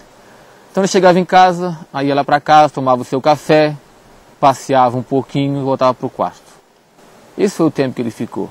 Aquela animação, aquela empolgação de estar caminhando e fazendo os trabalhos, ele perdeu um pouco. A gente sentiu muito claro isso. Ele se fechou. Eles começaram tudo, né? Então, eu, assim, o Léo, ele ficou muito, assim, muito triste. Mas agora, por exemplo, da Juscelia, eu acompanhei as últimas 15 horas da sua agonia. E acho que foi até hoje a experiência mais profunda que eu já tive de hominização, de virar gente. Sabe, você segurar na mão de uma pessoa que você ama, essa pessoa rodeada com os consagrados de Betânia, os irmãos dela. Muitas vezes, durante o último dia da vida dela, nós cantamos, muitas e muitas horas, chorando, mas muito. Cantamos as músicas que ela gostava de cantar. Quantas vezes eu cantei para ela no ouvido dela, a música do Nelsinho, quem te segurou foi Deus. Era o dia de Santo Agostinho, algumas vezes eu falei no ouvido dela, mergulhe-se em Deus, entre em Deus, entregue-se a Deus, não resista mais. E você vê, a pessoa vai suavemente entrando na graça de Deus. Gente, uma das minhas grandes alegrias em relação a Juscelia foi que eu consegui levar lá o bispo de Florianópolis para atendê-la. Ela entrou no céu pela palavra oficial da igreja. Olha, vocês não imaginam a emoção, como eu ficava arrepiado, como eu chorei durante aquela celebração. O Dom Vito fazendo solenemente, lendo. Eu já li aquelas orações quantas vezes, mas nunca teve o mesmo gosto. Quando você vê um pastor da igreja, um sucessor dos apóstolos, dizendo, eu te absolvo de todos os seus pecados em nome do Pai, do Filho e do Espírito Santo. Quando ungiu a mãozinha e a cabeça, gente, que alegria! Lá em cima, no alto, tem o Cristo com o rosto de Betânia, do lado direito Léo e Juscelia, do lado esquerdo eu e PC. E ali, naqueles 2 painéis, porque do outro lado estão os primeiros consagrados de Betânia, Ideraldo, Margarida, Lina e Zene, está ali cravado que Deus já tinha sonhado. Se você, meu irmão, tem medo da morte, da sua morte ou de alguém que já morreu, hoje você precisa pedir essa grande graça ao Senhor pelas mãos de Nossa Senhora. Rogai por nós pecadores agora e na hora da nossa morte. O mundo tenta. O que significa as festas do mundo? As grandes festas do mundo é uma forma de dizer que a gente não vai morrer. A gente já veio da morte do sueco, com câncer, e logo depois do sueco a Juscelia. com câncer também. Então foi um choque muito grande para a gente. A gente já via, né, em outubro anterior à doença, a gente já via que ele estava passando mal já, né? Muita tosse, estava ruim, estava fraco. A gente já vinha percebendo essa preocupação que a gente tinha. Mas o Léo nunca foi muito de se abrir, de falar. A gente perguntava, ele falava que estava tudo bem, que tinha feito uns exames. Então foi desesperador para a gente. Durante aquele acampamento de carnaval, primeiro eu ver um Padre Léo frágil na pregação. Tanto assim que ele fez uma primeira com dificuldade, tentou fazer uma segunda e foi somente até a metade. O público não percebeu, mas nós que conhecíamos bem o Padre Léo, vimos que ele não conseguiu fazer bem aquela palestra e nós já socorremos imediatamente o Padre Léo, embora ele, do jeitão dele, não quisesse nenhuma intervenção, que nada de médico, nada de exames, mas nós fomos pulso firme com ele e ele, como nos queria muito bem, aceitou, né? E começaram os exames. Quando eu soube que o Léo estava para morrer, eu fechava os olhos e tentava enxergar dentro de mim alguma porta do que eu teria que fazer dali por diante, e eu não conseguia ver nada. Uma vez eu estava conversando com o Padre Léo, logo no começo da enfermidade dele, ele falou assim, tô com câncer, quer apostar? Eu falei, fala besteira, pai. Tô, você vai ver. Quer apostar comigo? Mas eu disse no dia da consagração lá em Betânia, dos meus consagrados, eu disse para eles, uma profecia, consagrado de Betânia morre de câncer. É duro e tem que oferecer o seu câncer como salvação para os outros.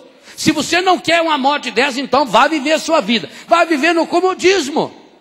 Mas a morte dos nossos queridos tem que nos ajudar a viver. Para todos aqueles que foram seguindo a enfermidade do Padre Léo, foram percebendo que o rosto e a própria pessoa do Padre Léo parecia-nos que ia sendo transfigurada. E no Hosana Brasil, aquela pregação, ali aquele clima, as palavras do Padre Léo, ali eu vi um santo. Ele é como se fosse hoje, ele entrou naquele centro de evangelização, a emoção do povo de ver o Padre Léo depois de tanto tempo, né? E a vinda do Padre Léo nesse dia como um testemunho, né? Eu estive morto.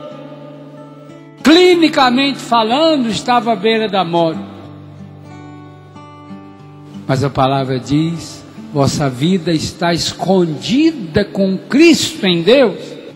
Essa doença nos ensinou muita coisa, né? Nos ensinou a viver, a dar valor à vida. Porque eu vi o Padre Léo se desgastando por mim, né? Que sou da comunidade, que sou seu filho, se desgastando em todos os momentos, né? A doença nos enriqueceu muito, nos fez crescer. Eu disse logo no início da minha enfermidade, para todos aqueles que se aproximaram de mim, eu não quero perder um minuto dessa doença. Eu quero aprender tudo que Deus tem para me ensinar. Ontem eu fiz 16 anos de padre, para Deus deixar bem claro no meu coração. Agora você não se pertence mais. Você é da Betânia, você é da Canção Nova, você é da igreja. Sua vida tem que ser gasta, Léo, até o fim. Ele não precisava nem abrir a boca, né? Ele estar ali na Canção Nova naquele dia já foi uma grande pregação, já foi uma lição de vida fantástica. Então é isso que, essa experiência que marcou para mim no hospital foi perceber a luta, a garra dele, a vontade de viver, ele trabalhando, quantos livros ele não terminou de escrever no hospital, preparando retiros, às vezes nem podendo ler, mas ele não queria parar de produzir. Eu tenho tanto dó de quem não tem fé. Eu tenho tanto dó de quem não encontrou Jesus ainda. Esse é doente. Esse é pobre. Esse é o mais miserável dos seres humanos. Porque ele não tem nada. Tudo que a gente tem, a gente vai perder. Tudo. Tudo que você tem, você vai perder. E Jesus falou isso em Betânia. Quando Marta veio toda apavorada falar para ele que mandasse Maria ir trabalhar, o senhor não se importa que a minha irmã fica aí sentada escutando conversa do senhor, enquanto eu estou aqui com tanto serviço? Jesus olhou para ela, bem dentro dos olhos. Ele pensou outra coisa, mas ele falou: Marta, Marta. Ele pensou anta.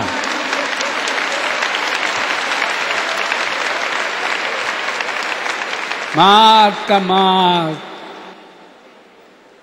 tu te inquietas por muita coisa, tu te preocupas à toa. Maria escolheu a melhor parte, aquela que não lhe será tirada. Se é aquela, e se o pronome está no singular, é só ela.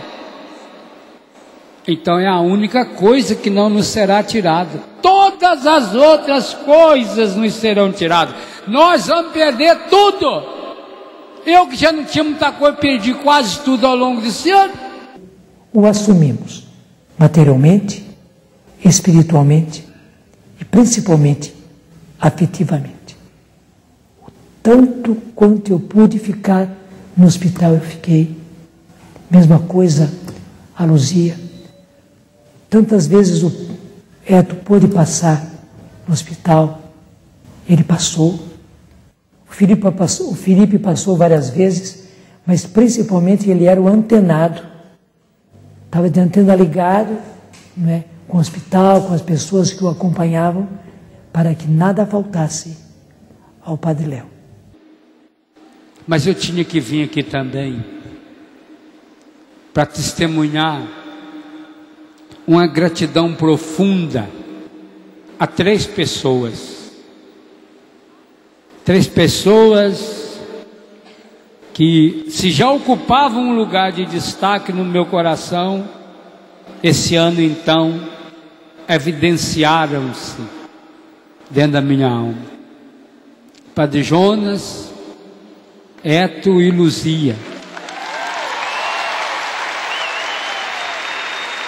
Eu tinha que vir agradecê-los, porque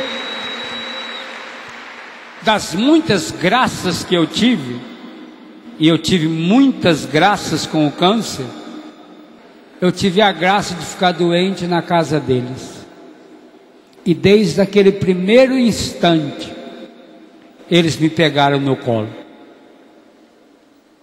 E ao longo desse ano me carregaram. Só sabemos que o Senhor nos deu a graça de conhecer e experienciar no Osana Brasil este santo, Padre Léo, que passou pela enfermidade, passou por esta vida como Jesus fazendo o bem e aguentou firme na enfermidade o seu martírio por Cristo Jesus. Então a gente vê ali a grandeza de um homem de Deus, que dá esse testemunho. Então para mim foi muito marcante ver o Padre Léo e toda essa trajetória dele, todo o sofrimento dele, o que ele passou. Aproveita essa vida para buscar as coisas do alto. Que coisas são essas? São as coisas da terra. Parece engraçado, mas é verdade.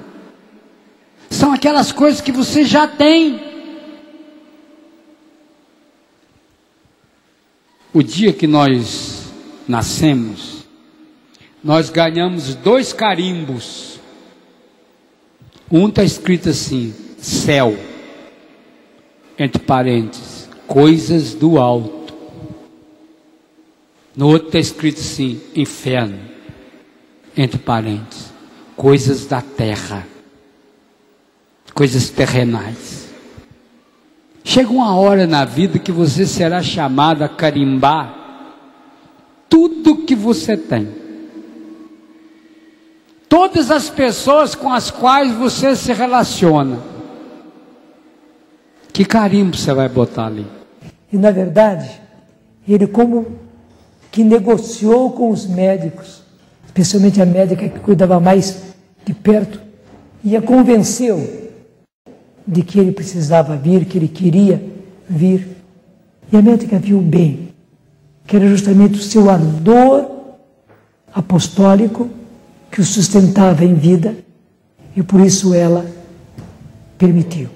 Quantas vezes você já falou, e nós já ouvimos falar, que vida é essa que eu estou levando? Se você não sabe que vida é essa, é porque sua vida ainda está escondida com Cristo em Deus. E você vai precisar buscá-la. E vai encontrá-la na medida em que buscar as coisas do alto. É um processo de morte e ressurreição. Por isso Paulo começa esse texto com uma condicional. Se ressuscitastes com Cristo, buscai as coisas do alto. Cresceu uma esperança em mim, que era certo que o Padre Léo iria superar toda aquela sua situação, e como ele se comportou no palco.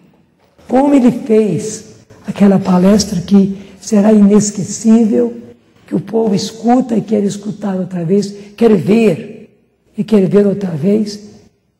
E às vezes eu quero ver, às vezes eu sou covarde e não quero ver a palestra. Por quê? Ela puxa muito pelos meus sentimentos.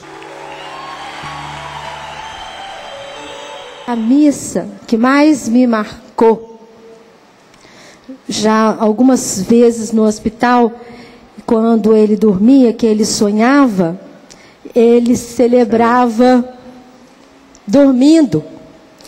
Eu acho que é a missa mais presente de Deus que eu vou ter pela vida toda, né? Ele levantava a hóstia, ele fazia todas as orações dormindo. Então, é um testemunho e uma graça que eu recebi de estar junto dele e poder compartilhar e celebrar essa missa com ele. Eu tenho a certeza que para mim é um presente e para todos vocês, e por isso pode sentar-se, ouvir o Padre Léo. Ele é a nossa ação de graças ao Senhor neste ano. Meus irmãos, no mundo de morte, no mundo que fala tanto da morte, no mundo que tem tantos sinais de morte, podemos participar não só de um sinal de vida, mas da comemoração de uma vida planificada. Feito a vida do Padre Jonas, é um momento de graça, é um momento de céu. E é isso que eu queria louvar, bendizer e glorificar o Senhor nessa tarde, junto com dezenas de sacerdotes, centenas de pessoas aqui reunidas. Nós precisamos, como cristãos, aprendermos a valorizar a vida. Olhar para a vida como esse dom sagrado, esse dom precioso, esse dom que precisa ser cuidado, esse dom que precisa ser celebrado. Para mim foi um choque muito grande quando eu soube que o Padre Léo estava muito mal. Porque eu conversei com ele na noite anterior, dele ir para a UTI, e ele me disse: Lu, eu acabei de corrigir nesta tarde o livro Jovens Sarados. Eu ainda não recebi o esquema, como vai ser o encontro do PHN, porque eu vou estar no PHN. Então, por favor, peçam para que eles mandem para mim o esquema do PHN. Quando foi na manhã seguinte, eu conversei com ele, era umas 5:30 da tarde. Quando foi no dia seguinte, o Padre Jonas recebeu um telefonema que ele estava muito mal. E que era, assim, coisa de muita pouca esperança. Daí no dia seguinte eu fui para o hospital e lá encontrei o Padre Léo.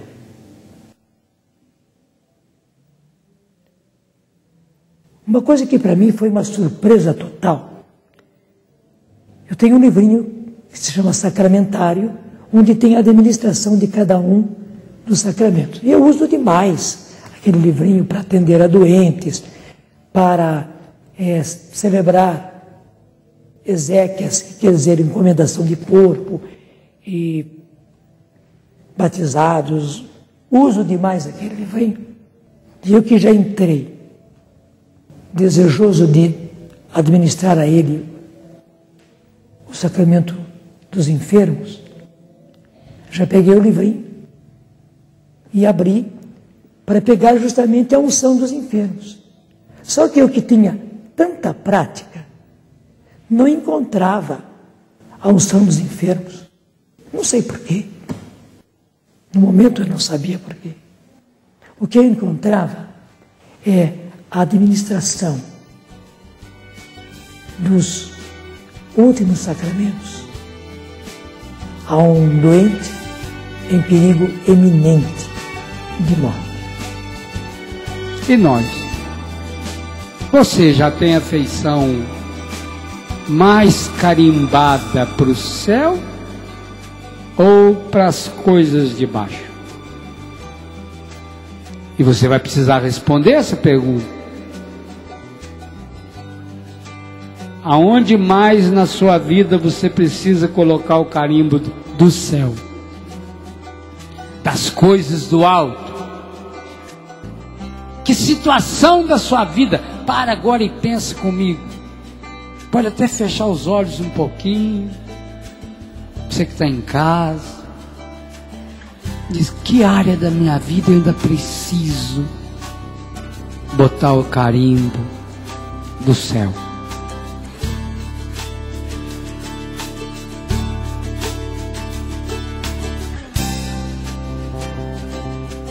E isso faz um momentinho de silêncio. Olha que bonito. Nem parece que são milhares de pessoas. Obrigado, Senhor.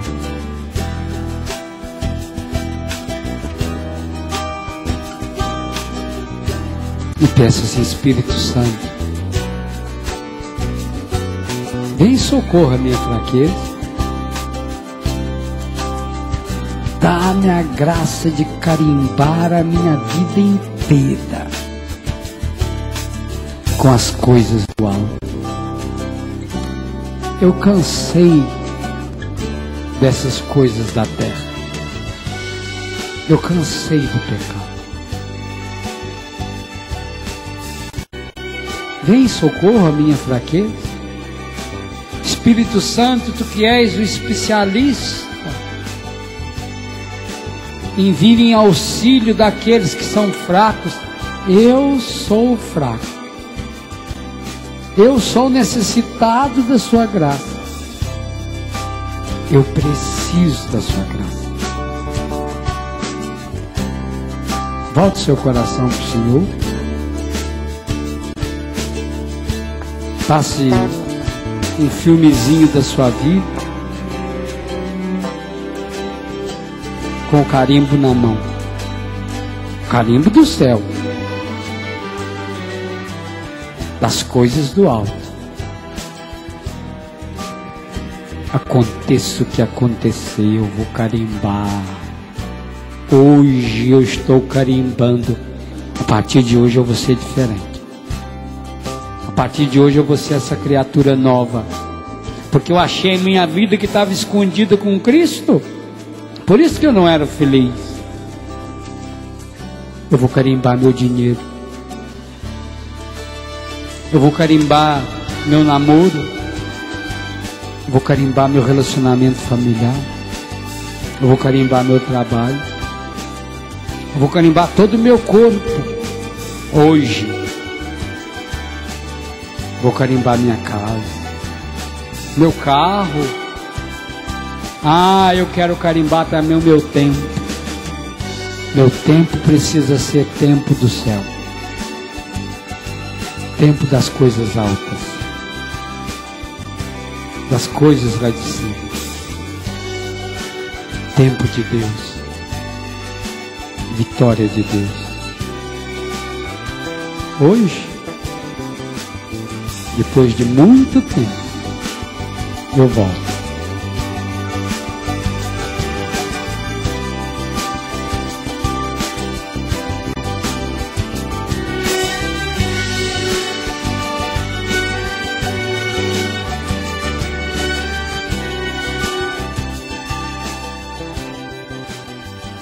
Alô, meu Deus, fazia tanto tempo que eu não mais te procurava. Alô, meu Deus, senti saudades tuas e acabei voltando aqui. Andei por 1000 caminhos e como as andorinhas eu vim fazer meu ninho em tua casa e repousar. Embora eu me afastasse e andasse desligado, meu coração cansado resolveu voltar. Eu não me acostumei nas terras onde andei. Eu não me acostumei nas terras onde andei.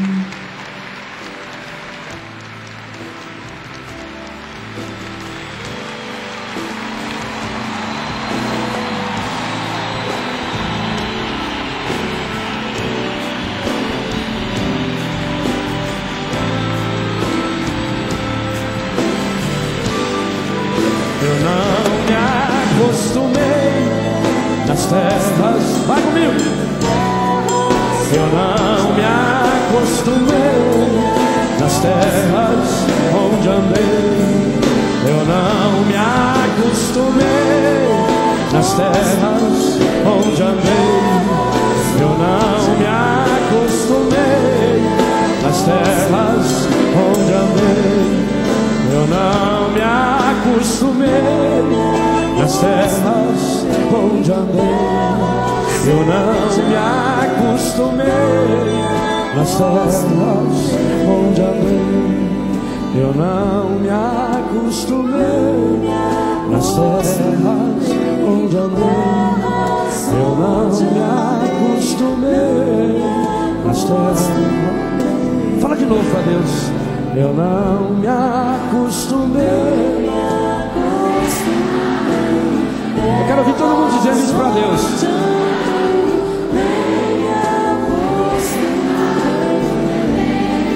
Eu não me acostumei nas terras onde andei.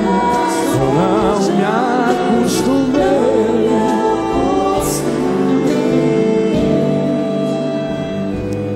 Alô, meu Deus, fazia tanto tempo que eu não mais te procurava. Alô, meu Deus, senti saudades tuas e acabei voltando aqui. Andei por 1000 caminhos e como as andorinhas eu quis fazer meu ninho em tua casa e repousar. Embora eu me afastasse e andasse desligado, meu coração cansado resolveu voltar. Eu não me acostumei. Eu não me acostumei nas terras onde andei, nas terras onde andei, eu não me acostumei, nas terras onde andei.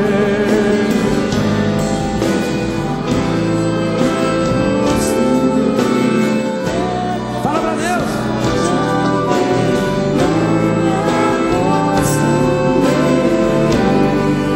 Eu não me acostumei, nas terras onde andei, eu não me acostumei.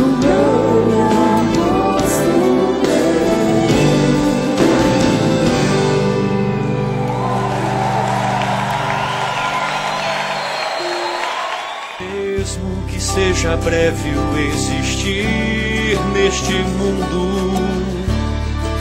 o tempo de Deus é pra sempre. Eu vou viver